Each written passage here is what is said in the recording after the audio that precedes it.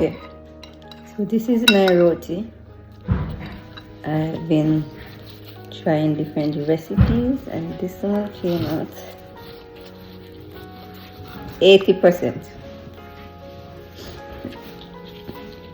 So it's nice and soft, and I'm gonna have it with my curry.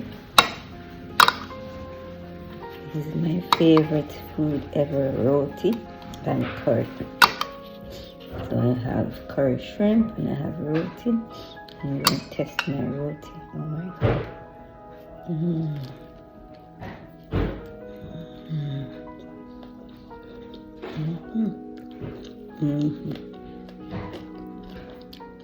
Finally, I have found a recipe for my roti. Thank you, TikTok.